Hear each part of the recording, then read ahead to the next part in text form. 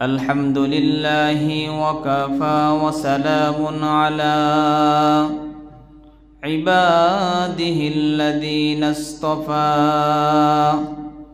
أما بعد فأعوذ بالله من الشيطان الرجيم بسم الله الرحمن الرحيم سبحان الذي أسرى بعبده ليلا من المسجد الحرام إلى المسجد الأقصى وقال النبي صلى الله عليه وسلم الصلاة مفتاح الجنة أو كما قال عليه الصلاة والسلام اللهم صل على محمد وعلى آل محمد كما صليت على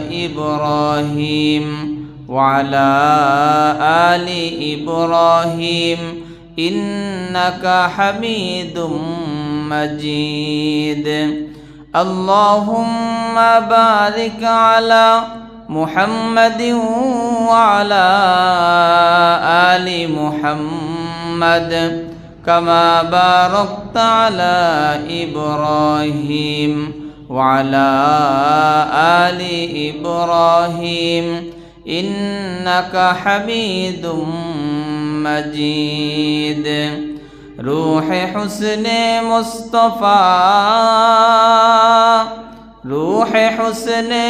مصطفیٰ ہے ایک بحر بیقرار اس کے ساحل تک کوئی شیر بیاں پہنچا نہیں بلغ العلا بکمالہ کشف الدجا بجمالہ حسنت جمیع خصالہ صلوا علیہ وآلہ رہے میرے مسکن حوالی کعبہ بنے میرے مدفن دیار مدینہ بلغ العلا بکمالہ کشف الدجا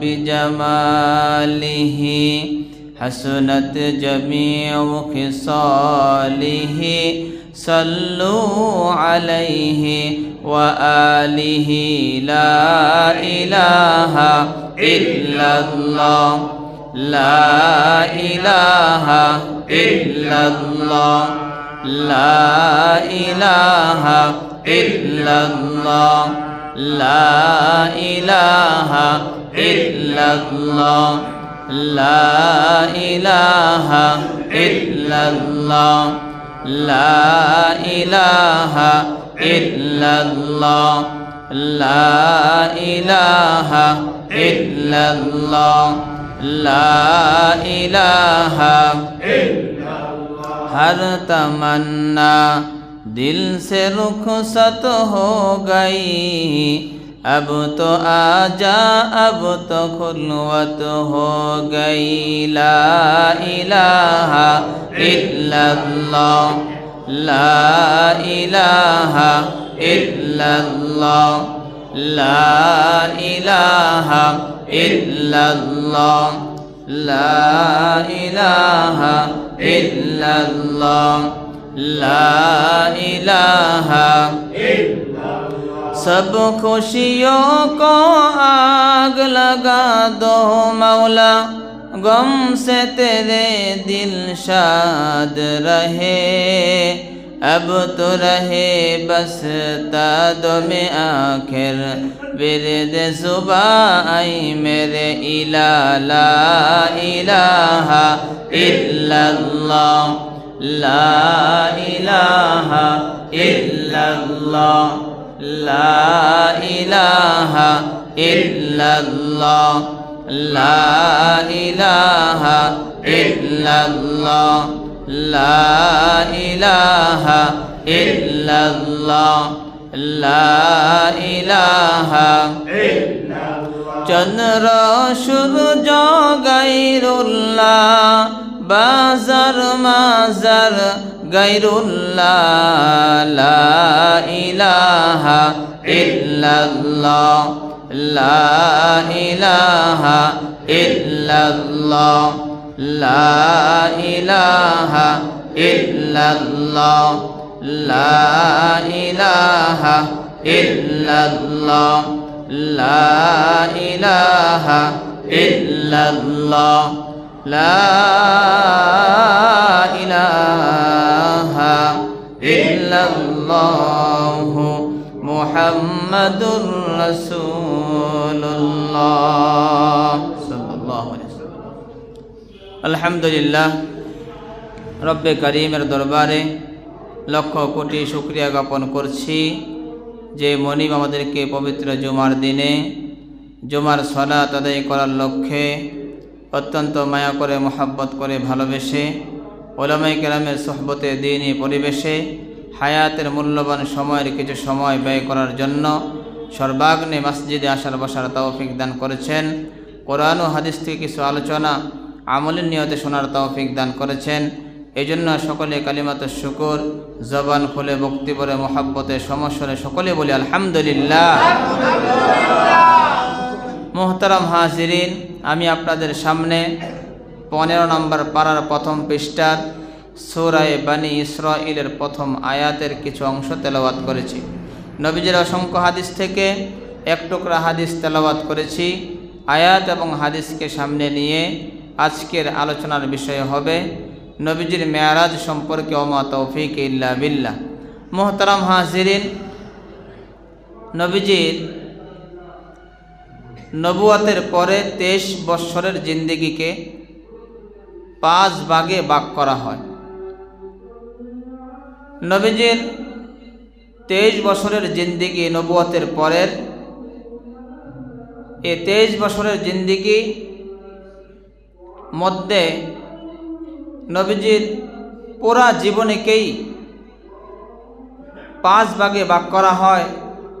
এক ভাগ হলো নবীজির মিলাদ, মিলাদুন নবী, নবীজির জন্ম। আরেক ভাগ হলো সিরাতুন নবী, নবীজির আমল আখলাক কথাবার্তা চাল চলন সব কিছু মিলিয়ে হলো সিরাতুন নবী। 3 নম্বর ভাগ হলো মেরাজুন নবী, নবীজির একটা জীবনের এক ভাগ হলো নবীজির মেরাজ। আরেক ভাগ হলো হিজরতুন নবী, নবীজির জীবনের একটা ভাগ হলো নবীজির হিজরত। 5 নম্বর ভাগ হলো গজওয়াতুন নবী, নবীজির জিহাদ, নবীজির যুদ্ধ। এটা নবীজির জীবনের এক ভাগ। মিলাদুন নবী, দ্বিতীয় সিরাতুন নবী, তৃতীয় মেরাজুন নবী, চতুর্থ হিজরতুন নবী, 5ম গজওয়াতুন নবী। নবীজি তার জীবনে 65টা যুদ্ধ করেছেন। তার মধ্য থেকে 27টি যুদ্ধের মধ্যে নবীজি স্বয়ং নিজে উপস্থিত হয়েছেন, বলেন সুবহানাল্লাহ। নিজে যুদ্ধে অংশগ্রহণ করে নেতৃত্ব দিয়েছেন 27টি যুদ্ধের মধ্যে। মোহতারাম হাজিরিন, তো নবীজির জীবনের 5টা অধ্যায় থেকে একটি অধ্যায় হলো মেরাজুন নবী, নবীজির মেরাজ। নবীজি বর্তমানে যে মাস চলতেছে চাঁদের রজব মাস, আজ রজব মাসের 23 তারিখ, 23শে রজব। নবীজি 26শে রজব দিবাগত রাত্রিতে নবীজির মেরাজ হয়েছিল। এই মেরাজ কেন হয়েছিল, কিভাবে হয়েছিল, এবং এই মেরাজ থেকে আমাদের শিক্ষা কি, তিনটা বিষয় আলোচনা হবে। এক নম্বর হলো নবীজির মেরাজ কেন হয়েছিল, দুই নম্বর নবীজির মেরাজ কিভাবে হয়েছিল, তিন নম্বর মেরাজ থেকে আমাদের শিক্ষা কি। মুহতারাম হাজিরিন, নবীজির মেরাজ কেন হয়েছিল? নবীজির মেরাজ এই জন্য হয়েছিল যে নবীজি ছিলেন মর্মাহত, নবীজি ছিলেন দুঃখী মানুষ। নবীজি একসাথে অনেকগুলো কষ্ট নবীজি একসাথে পেয়েছেন। তিনটি কষ্ট নবীজি একদম লাগাতার একের পর এক, তিনটি কষ্ট দুঃখ নবীজি একসাথে পেয়েছেন। তিনটি কষ্টের মধ্যে একটি কষ্ট হলো নবীজির মা বাবা উভয়ে মারা যাওয়ার পরে নবীজির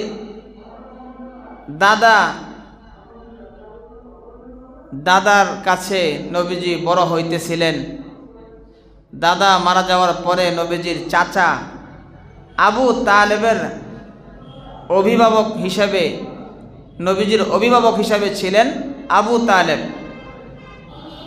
আবু তালেব এই রজব মাসে মারা যায়।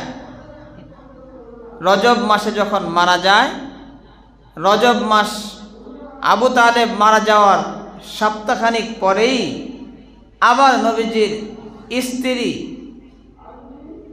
খাদিজাতুল কুবরা রাদিয়াল্লাহু তাআলা আনহা মারা যায়। নবীজির চাচা আবু তালেব যখন মারা যায়, আবু তালেবের আগে নবীজির জন্মের আগেই বাবা মারা গিয়েছিল, আপনারা জানেন। নবীজির বাবা মারা যাওয়ার 6 মাসের মাথায় আবার নবীজির মা মারা যায়।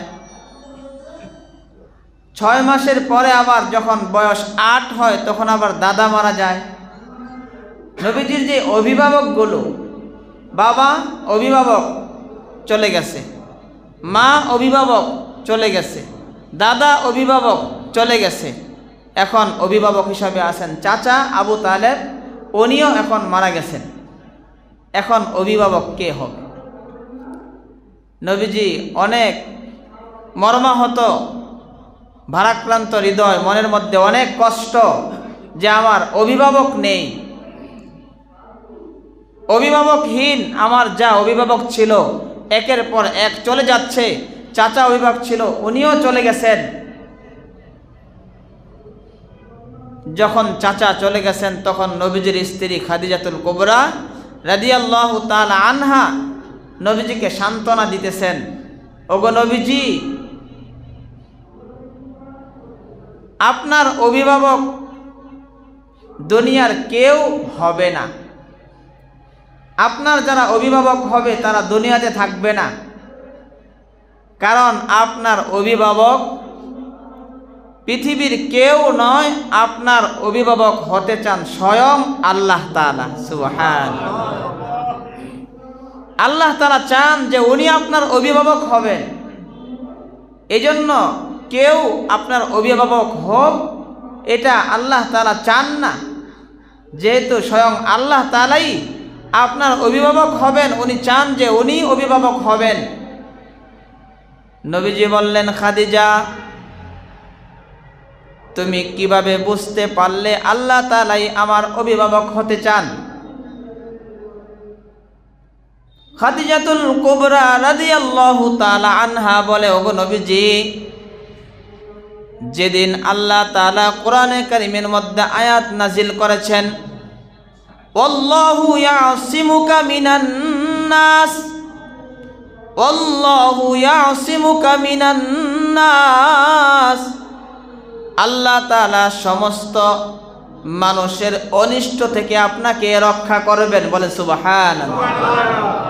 আল্লাহু ইয়াসিমুকা মিনান নাস, আল্লাহ তাআলা মানুষের অনিষ্টতা থেকে, মানুষের খারাপি থেকে আল্লাহ তাআলা আপনাকে রক্ষা করবেন।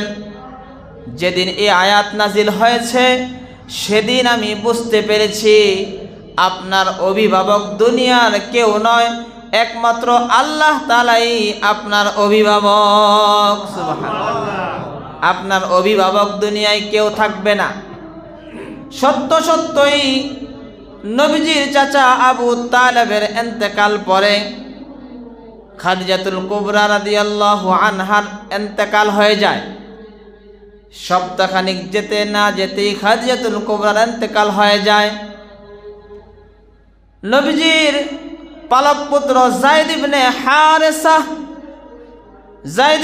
হারেসা বলে, বাবা চলেন, চাচা মারা গেছে, আপনার স্ত্রীও মারা গেছে, আম্মা জান খাদিজাতুল কুবরা রাদিয়াল্লাহু আনহার ইন্তেকাল হয়ে গেছে, চলেন আমরা চলে যাই।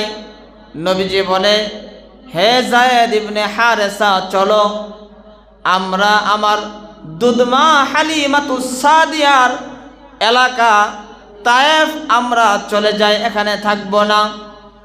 সেখানে গিয়ে দিনের দাওয়াত দেই। যায়েদ ইবনে হারেসাকে নিয়ে নবীজি যখন তায়েফ গেলেন, যখন দাওয়াত দিলেন, কাফের বেঈমানেরা দাওয়াত গ্রহণ না করে হাবিবে কিবরিয়া নবীকে পাথর ছুঁড়ে ছুঁড়ে মারতেছে। যায়েদ ইবনে হারেসা ফিরাইতেছে, নবীজি বেহুশ হয়ে যায়। আবার নবীজিকে পাথরের নিচ থেকে উঠিয়ে আবার পাথর মারে, আবার নবীজি বেহুশ হয়ে যায়। এভাবে যখন নবীজি বারবার বেহুশ হয়ে যায়, বারবার নবীজিকে পাথর মারতেছে, হাবিবে কিবরিয়া নবীকে একজন কাফেরের মায়া লেগে যায়। কাফের এক গোলামকে বলে, গোলাম যাও, মুহাম্মদ মরে যাবে, তাকে এক গ্লাস ঠান্ডা পানি তাকে পান করাও।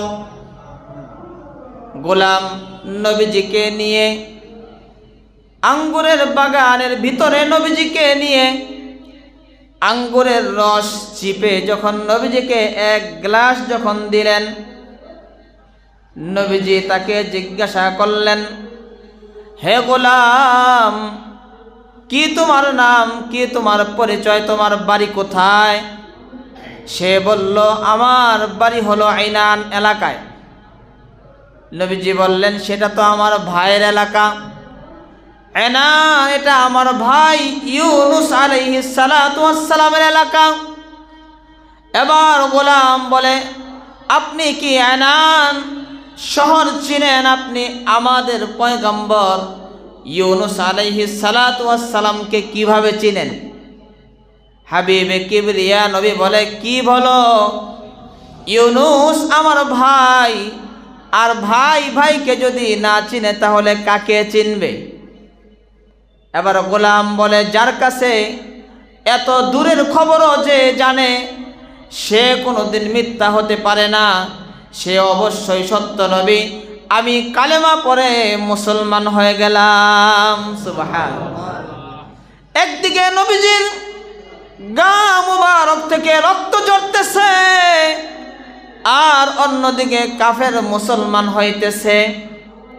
নবীজির গা থেকে রক্ত বের হয়ে হয়ে জুতা মুবারক লাল হয়ে গেছে, জুতা পায়ের সাথে লেগে গেছে, জুতা খোলা যাইতেছে না। হাবিবে কিবরিয়া নবী আসমানের দিকে তাকিয়ে বললেন, ওগো আল্লাহ, ওগো মালিক, কার হাতে তুমি আমাকে ছেড়ে দিয়েছো? আল্লাহ, তুমি কার হাতে তুমি আমাকে ছেড়ে দিয়েছো? হাবিবে কিবরিয়া নবীর জবান থেকে এই কথা বের হইতে দেরি হয়েছে। আসমান কান্না করতেছে, জমিন কান্না করতেছে। শুধু আসমান জমিন কান্না করে তা না, আসমানের সমস্ত ফেরেশতারা কান্নায় ভেঙে পড়েছে। আরশ বহনকারী ফেরেশতারা কান্না করতেছে। আল্লাহ তাআলা বলে, জিবরাইল, আমার হাবিবের কাছে যাও। আমার হাবিব বলে, কার কাছে আমি তাকে ছেড়ে দিয়েছি?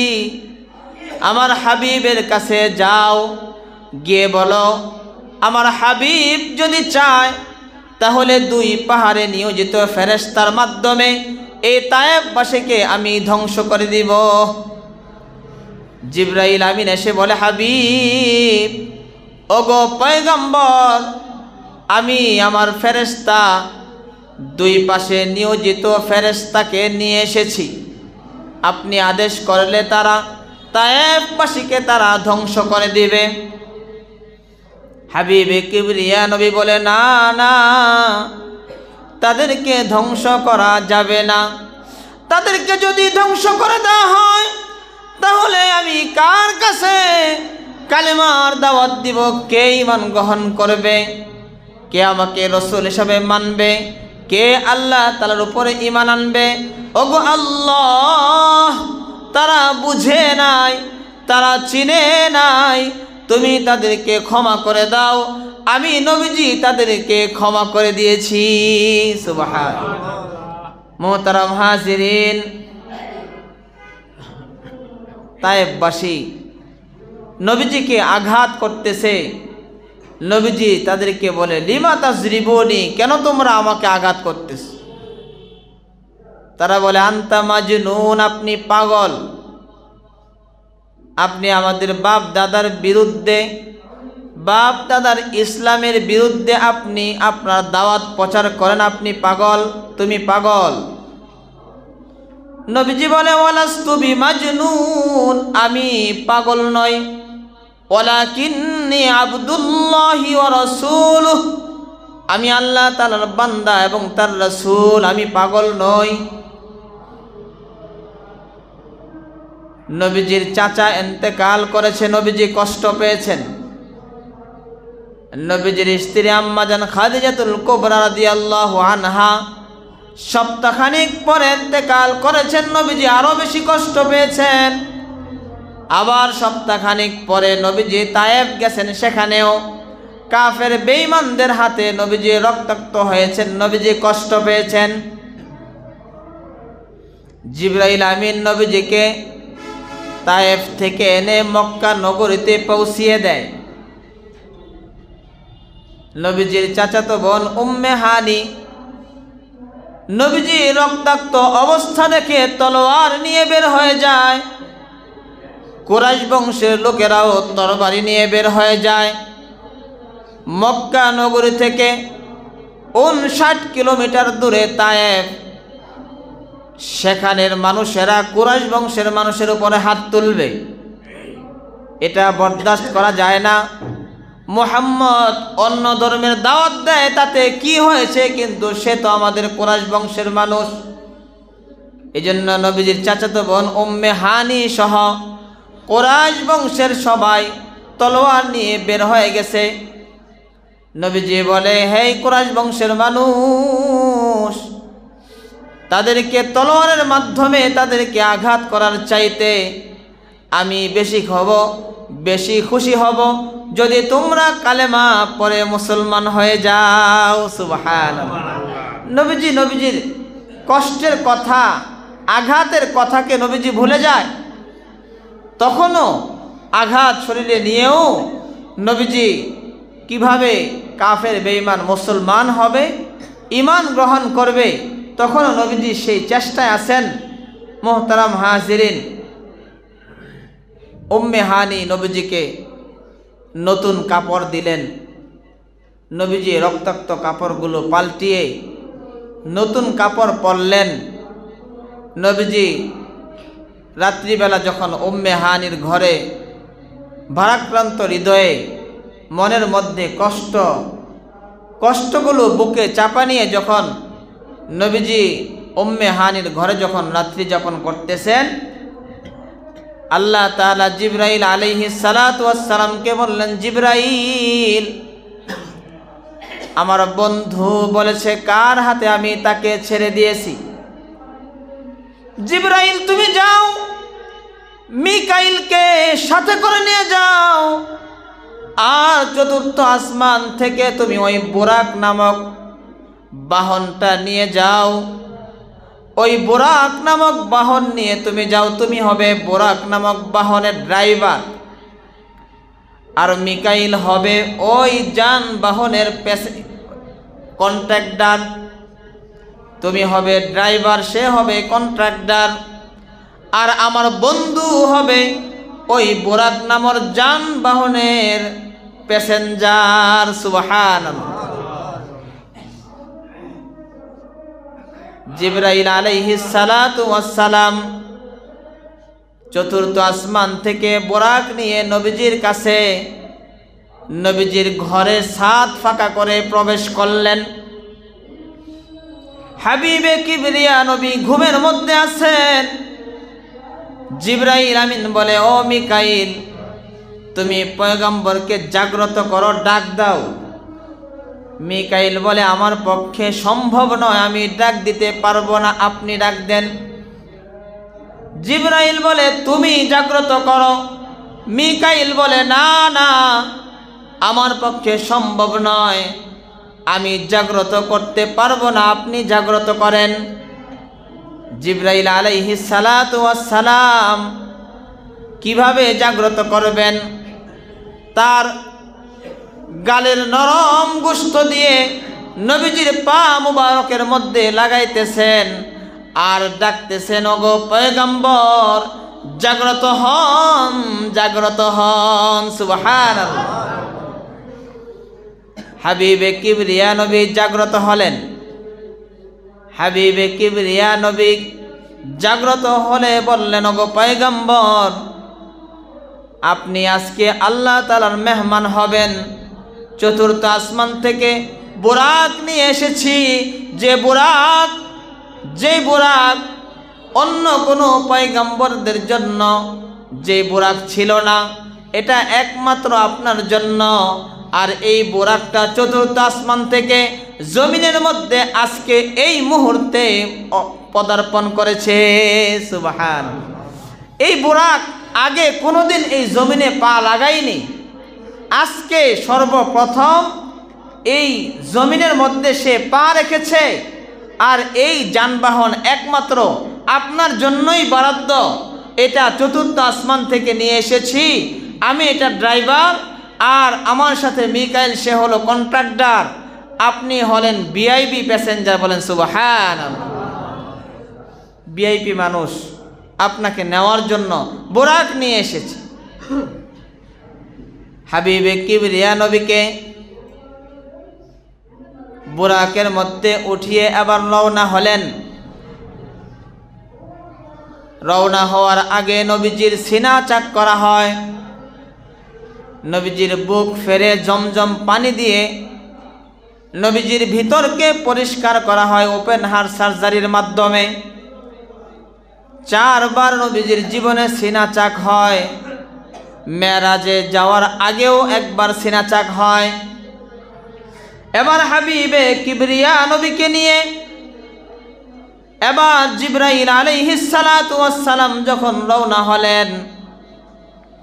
রওনা হলেন নবীজিকে নিয়ে বাইতুল মুকাদ্দাস গিয়ে অবতরণ করলেন।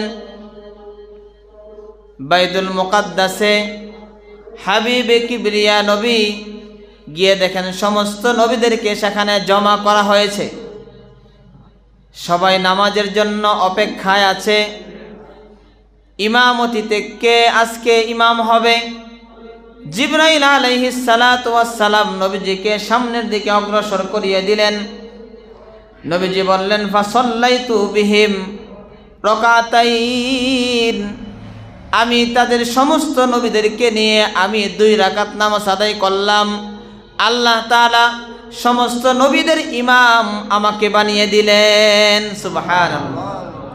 মুহতারাম হাজিরিন, এবার নবীজি বাইতুল মুকাদ্দাসের মধ্যে সমস্ত নবীদেরকে ইমামতির মাধ্যমে নামাজ পড়িয়ে ভাষণ দিলেন। সবাইকে জমা করে বললেন, হে আম্বিয়ায়ে কেরাম, আমি আল্লাহ তাআলার মেহমান হিসেবে যাচ্ছি, আপনাদের কাছে দোয়া চাই। নবীজি এক চমকপ্রদ ভাষণ দিলেন। ভাষণ দেওয়ার পরে ইব্রাহিম আলাইহিস সালাতু ওয়াস সালাম সমস্ত আম্বিয়া নবীদেরকে বললেন, হে আম্বিয়ায়ে কেরাম, মুহাম্মদ সাল্লাল্লাহু আলাইহি সাল্লামের ভাষণ কেমন হয়েছে। সমস্ত নবীরা বললেন যে মুহাম্মদ সাল্লাল্লাহু আলাইহি সাল্লামের ভাষণ তো এমন হয়েছে, প্রধান বক্তার ভাষণ যেমন, সর্বশ্রেষ্ঠ নবীর ভাষণ তো তেমনি। তিনি যেহেতু সর্বশ্রেষ্ঠ, তিনি যেহেতু নবীদের ইমাম, তার ভাষণটাও সবচেয়ে শ্রেষ্ঠ হয়েছে। বলেন সুবহানাল্লাহ। তার ভাষণ থেকেই বোঝা যায় যে তিনি ইমামুল আম্বিয়া হওয়ার যোগ্য, সমস্ত নবীদের সর্দার হওয়ার যোগ্য, সমস্ত নবীদের ইমাম হওয়ার যোগ্য, তার ভাষণ থেকেই বোঝা যায়। বলেন সুবহানাল্লাহ। মুহতারাম হাজিরিন, জিবরাইল আলাইহিস সালাতু ওয়াস সালাম নবীজিকে নিয়ে আবার রওনা হলেন। নবীজিকে নিয়ে যখন রওনা হলেন, বাইতুল মক্কা থেকে বাইতুল মুকাদ্দাস যাওয়ার পথে জিবরাইল আলাইহিস সালাতু ওয়াস সালাম বললেন, ওগো নবীজি, এই যে জায়গাটা দেখা যায়, এই জায়গার মধ্যে আপনি 2 রাকাত নামাজ পড়ুন। নবীজি নামলেন, 2 রাকাত নামাজ আদায় করলেন। জিজ্ঞাসা করলেন জিবরাইল, এই জায়গাটার নাম কি? বলেন ইয়াসরিব। ইয়াসরিব শব্দের অর্থ হলো রোগে সুগে ভরা, রোগে পরিপূর্ণ। জিবরাইল আলাইহিস সালাতু ওয়াস সালাম বললেন, ওগো হাবিব, ইয়াসরিব মানে হলো রোগে সুগে পরিপূর্ণ। আপনি যখন এই জায়গার মধ্যে আসবেন, তখন এই জায়গায় আর কোনো রোগ থাকবে না। এই জায়গার নাম হবে মদিনাতুল মুনাওয়ারা। সুবহানাল্লাহ। এই জায়গার নাম হবে মদিনাতুল মুনাওয়ারা। হাবিবে কিবরিয়া নবী আবার সামনে গেলেন। জিবরাইল আমিন বললেন, ওগো নবীজি, এই জায়গায় নামেন, এই জায়গায় অবতরণ করে 2 রাকাত নামাজ পড়ুন। জায়গাটার নাম হলো সিনা পর্বত। মুসা কালিমুল্লাহ যে পর্বতে দাঁড়িয়ে আল্লাহ তাআলার সাথে কথা বলতেন, হাবিবে কিবরিয়া নবী ওই সিনা পর্বতের মধ্যে নেমে 2 রাকাত নামাজ আদায় করলেন। আবার সামনে অগ্রসর হলেন। হাবিবে কিবরিয়া নবী আবার জিবরাইল আমিন বললেন, ওগো নবীজি, এই জায়গার মধ্যে আপনি অবতরণ করুন। নবীজি মাদায়েন নগরীর মধ্যে অবতরণ করলেন।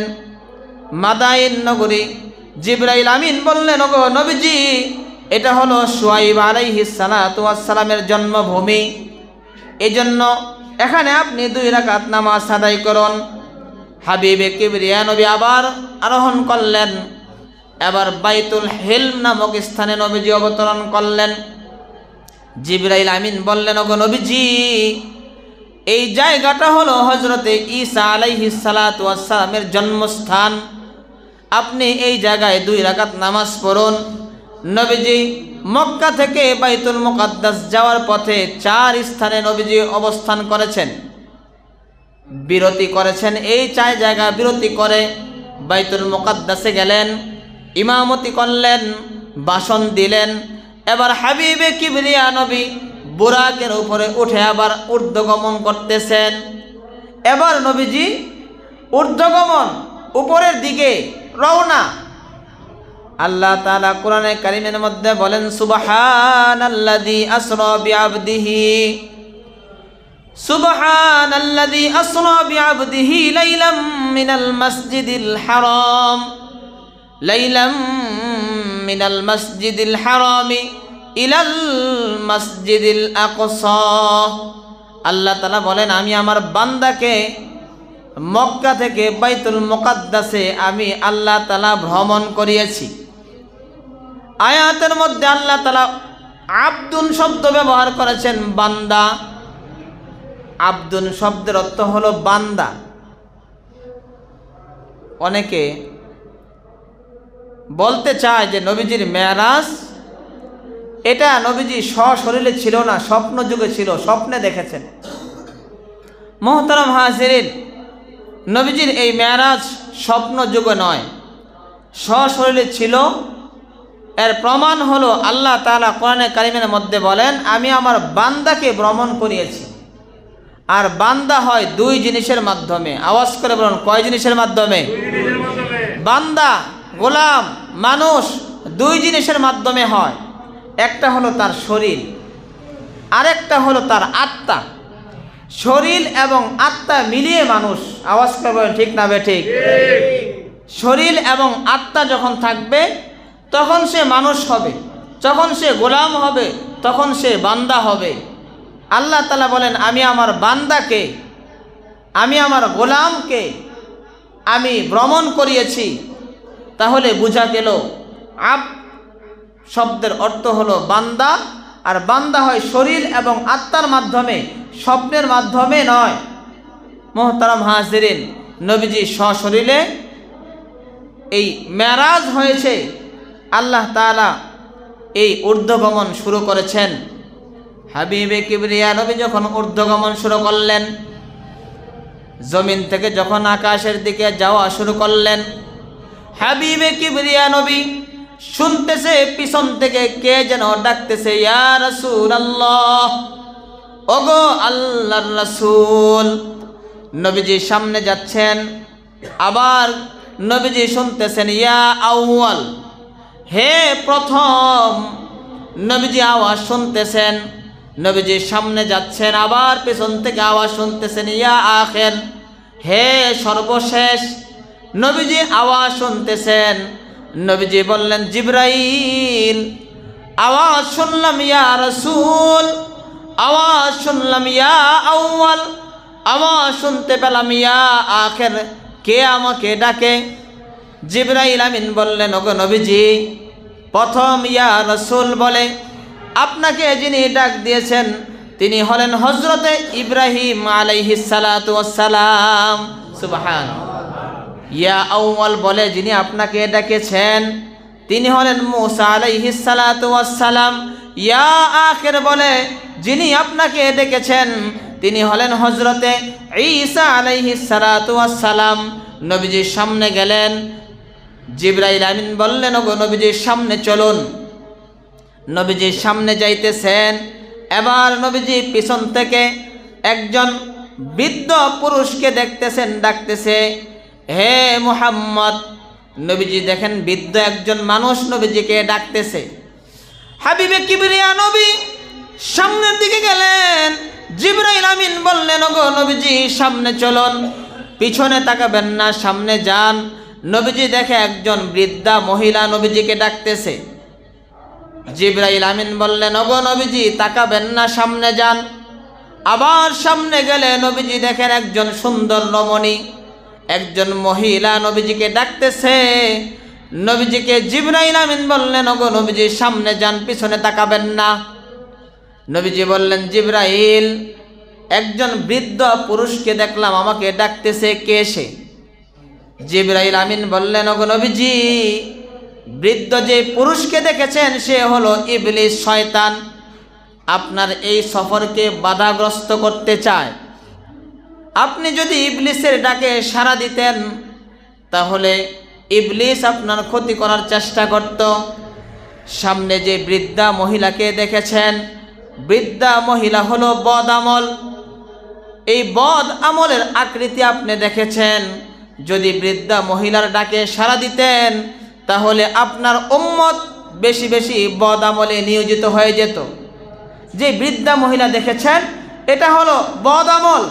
যদি ডাকে সাড়া দিতেন তাহলে আপনার উম্মত বেশি বেশি বদ আমল করত। আর সুন্দরী যে মহিলা দেখেছেন আপনাকে ডাকতেছে, এটা হলো দুনিয়া। আল্লাহ তাআলা এই দুনিয়ার এক আকৃতি, দুনিয়ার এক প্রতিচ্ছবি আল্লাহ তাআলা স্থাপন করেছেন।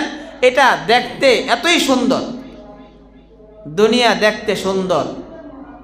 দুনিয়ার মধ্যে অনেক চাকচিক্য আছে, দুনিয়ার মধ্যে অনেক সুন্দর সুন্দর জিনিস আছে। দুনিয়া দেখতে অনেক সুন্দর মনে হয়।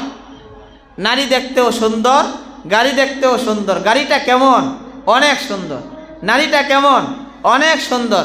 বিল্ডিংটা কেমন? অনেক সুন্দর। দুনিয়াই হলো সুন্দর, দুনিয়াই হলো চাকচিক্য। জিবরাইল আলাইহিস সালাতু ওয়াস সালাম বললেন, ওগো নবীজি, যেই সুন্দরী রমণী দেখেছেন এটা হলো দুনিয়া। যদি আপনি তার ডাকে সাড়া দিতেন তাহলে আপনার উম্মত দুনিয়ামুখী হয়ে যেত সব। আপনি কারো ডাকে সাড়া দেননি, এই জন্য ভালো হয়েছে। নবীজি আরও সামনে গেলেন। নবীজি দেখতেছেন একদল মানুষ, তাদের মাথার মধ্যে আঘাত করা হইতেছে, পাথর মেরে মেরে তাদের মাথাগুলো চূর্ণ বিচূর্ণ করে দেওয়া হইতেছে। আবার পাথর মারার আগেই আবার মাথাটা আবার জোড়া লেগে যায়, আবার পাথর মারা হয়, তার মাথা চূর্ণ বিচূর্ণ হয়ে যায়। নবীজি সামনে গেলেন। নবীজি দেখেন এক রক্তের নদী, রক্তের নদীর মধ্যে মানুষ সাঁতরাইতেছে। তারা সাঁতরিয়ে সাঁতরিয়ে পাড়ে আসতে চায়। পাড়ের মধ্যে কিছু মানুষ আছে, তারা আবার পাথর মারে, তারা আবার নদীর মাঝখানে চলে যায়। আবার সাঁতরিয়ে সাঁতরিয়ে আবার তারা কিনারার মধ্যে আসার চেষ্টা করে। হাবিবে কিবরিয়া নবী আবার সামনে গেলেন। সামনে যাওয়ার পরে দেখেন একদল মানুষের গাল করাত দিয়ে কাটা হচ্ছে। ডান দিকের গাল করাত দিয়ে কাটা হচ্ছে। যখন বাম দিকে লোকটা এসে বাম দিকের গাল কাটতে শুরু করে, আবার ডান দিকের গাল আগের মতো হয়ে যায়। এভাবে একবার ডানের গাল আরেকবার বামের গাল এভাবে করাত দিয়ে কাটতেছে। হাবিবে কিবরিয়া নবী বলে, জিবরাইল কি ব্যাখ্যা? পাথর দিয়ে মাথা চূর্ণ বিচূর্ণ করে দেওয়া হচ্ছে। জিবরাইল আমিন বললেন, হাবিব গো, যাদের মাথা চূর্ণ বিচূর্ণ হতে দেখেছেন এরা হলো দুনিয়ার ওই সমস্ত মানুষ যারা বেনামাজি, নামাজ পড়তো না। যারা বেনামাজি, নামাজ পড়তো না, তাদের হলো এই শাস্তি। আল্লাহ তাআলা জাহান্নামের কিছু শাস্তি আল্লাহ তাআলা নবীজিকে দেখিয়েছেন যে তাদের কি কি শাস্তি। মুহতারাম হাজিরিন, জিবরাইল আলাইহিস সালাতু ওয়াস সালাম বললেন, যারা বেনামাজি, নামাজ পড়তো না, নামাজ পড়ে না, তাদের এই শাস্তি, তাদের মাথা আঘাত করে করে চূর্ণ বিচূর্ণ করে দেওয়া হবে। মুহতারাম হাজিরিন, বেনামাজির সংখ্যা আমাদের মধ্যে বেশি। আমাদের মধ্যে কেউ কেউ বাৎসরিক নামাজি, বৎসরে একবার নামাজ পড়ে, ঈদের নামাজ, সারা বছর আর নামাজে আসে না। কিছু নামাজি আছে আমাদের মাসিক, মাসে নামাজ পড়ে, রমজান মাসে। কিছু কিছু আমাদের নামাজি মাসিক হয়ে গেছে লাইলাতুল কদর রমজান মাসে, লাইলাতুল বরাত রজব মাসে, মেরাজ, লাইলাতুল মেরাজ, মেরাজের রাত্রির নামাজ তালাশ করে। কি বলেন, আছে না নাই? তারা লাইলাতুল কদর, লাইলাতুল বরাত আর লাইলাতুল মেরাজ এগুলো শুধু তালাশ করে। এগুলোর নামাজ কবে? হুজুর নামাজের রাত্রি কবে? কি বলেন, ঠিক না বেঠিক? নামাজের রাত্রি কবে জিজ্ঞাসা করে, নামাজের রাত্রি কবে? মুহতারাম হাজিরিন, কেউ কেউ তো সাপ্তাহিক নামাজি, শুধু জুমায়। নামাজি কি সাপ্তাহিক, মাসিক, বাৎসরিক হলে চলবে? দৈনিক 5 ওয়াক্ত নামাজ পড়তে হবে, ঠিক না বেঠিক? নামাজি হতে হবে দৈনিক 5 ওয়াক্তের নামাজ তালাশ করতে হবে দৈনিক 5 বার। কারণ এই নামাজগুলো হলো ফরজ। আর লাইলাতুল কদর, লাইলাতুল বরাত, শবে বরাতের রাত্রির নামাজ, কদরের রাত্রির নামাজ হলো নফল। নফল দিয়ে ফরজ আদায় হয় না। নফল কখনো ফরজের সমান হয় না। নফল নফলের ভাবে থাকবে, সওয়াব বেশি হবে। নফল ইবাদত বন্দেগী 1000 বছর করলে যে সওয়াব, এক রাত্রিতে নফল বন্দেগী করলে ওই 1000 বছর নফল ইবাদত করলে যে সওয়াব, এক রাত্রিতে বাস এমন সওয়াব নফল। এর মানে এই নয় যে ফরজের সমতুল্য হবে না। 1000 বছরের নফল ইবাদত একদিনের ফরজের সমতুল্য হবে না, এক ওয়াক্ত ফরজের সমতুল্য হবে না। এই জন্য নামাজ তালাশ করতে হবে প্রতিদিন 5 বার।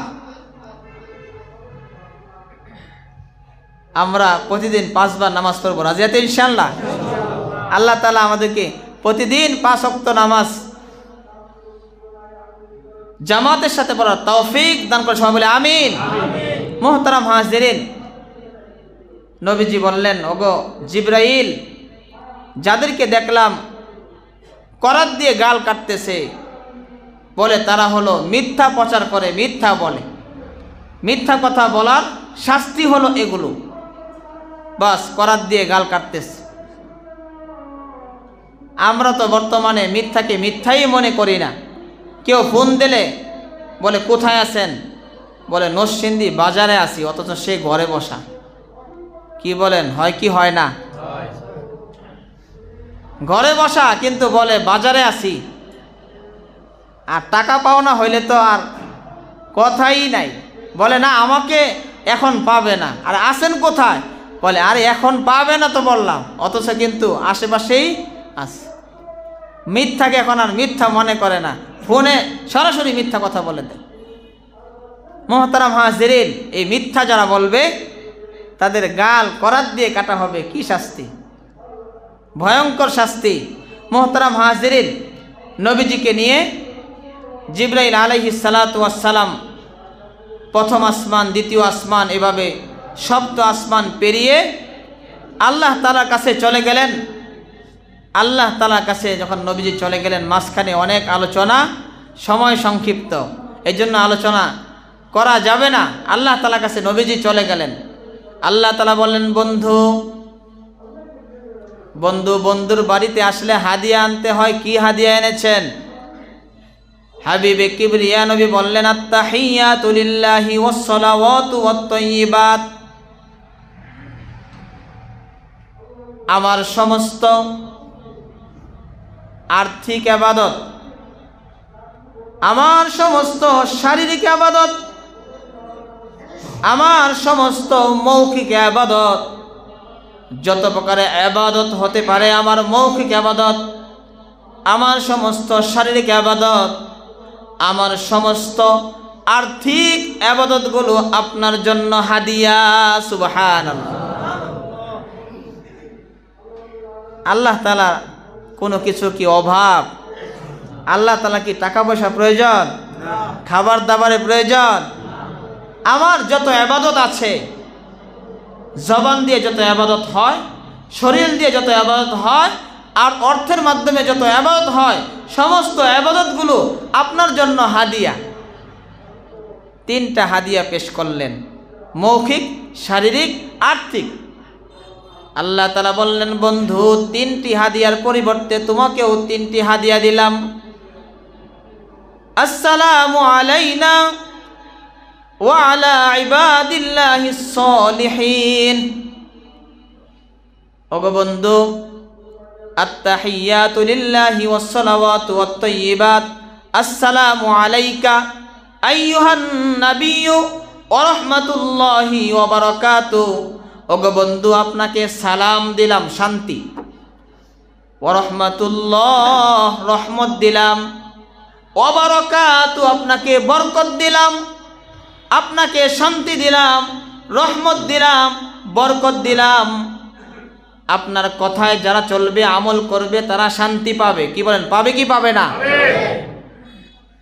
আপনার পদে পদে রহমত দিলাম, আপনার কথায় যারা চলবে তারা রহমতে পরিপূর্ণ হয়ে যাবে। সুবহানাল্লাহ।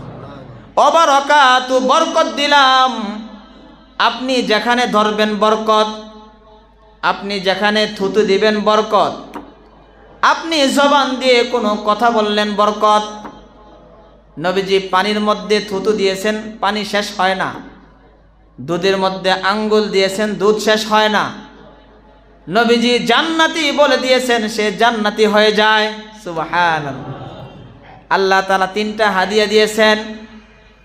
সর্বশেষ উম্মতের জন্য নামাজ 50 ওয়াক্ত। ষষ্ঠ আসমানে মূসা আলাইহিস সালাতু ওয়াস সালাম 9 বার পাঠিয়েছেন কমানোর জন্য। আল্লাহ তাআলা 9 বারে কমিয়েছেন 45 ওয়াক্ত। 9 বারে কমালেন কেন? একবারই তো কমাতে পারতেন। এটা হিকমত। আল্লাহ তাআলা তার বন্ধুকে দেখতে চায়, বারবার তার প্রেমাস্পদকে দেখতে চায়, দেখলেই ভালো লাগে তার হাবিবকে। এই জন্য বারবার তাকে মূসা আলাইহিস সালাতু ওয়াস সালামকে বসিয়ে রেখেছেন, তুমি পাঠাবে আর আমি দেখব, তুমি পাঠাবে আর আমি দেখব। বলেন সুবহানাল্লাহ। মুহতারাম হাজিরিন, 50 ওয়াক্ত নবীজি তো কমাতে চাননি, তাহলে সব কমবে কেন? সব কমবে না। ওগো আল্লাহ, আমি তো কমাতে চাইনি, এই জন্য সব কমালে হবে না। মূসা পয়গম্বর বারবার পাঠিয়েছে, সে কমানোর জন্য বলেছে, আমি তো না। আল্লাহ তাআলা বললেন, ইফতারাদাহুন্নাল্লাহু খামসা সালাওয়াত লা ইউবাদদিলুল কওলু লাদাইয়া, আমার কথার পরিবর্তন হয় না। 50 ওয়াক্তের সবই 5 ওয়াক্তের মধ্যে দিয়ে দিলাম। সুবহানাল্লাহ। 5 ওয়াক্ত কেন রাখলেন? আর কমালেন না কেন? 5 ওয়াক্ত এই জন্য যে মৃত্যুর পরে 5টি ঘাটি, কবর, হাসর, মিজান, ফুলসিরাত, জাহান্নাম। 5 ওয়াক্ত নামাজ যদি কেউ সঠিকভাবে পড়ে, তাহলে এই 5টি ঘাটি থেকে সে মুক্ত হয়ে যায়। বলেন সুবহানাল্লাহ। এই জন্য 5 ওয়াক্ত নামাজ পড়ব তো ইনশাআল্লাহ। আল্লাহ তাআলা আমাদের সকলকে 5 ওয়াক্ত নামাজ পড়ার তৌফিক দান করে। বলে আমিন। ওয়া আখিরু দাওয়ানা আলহামদুলিল্লাহি রাব্বিল আলামিন।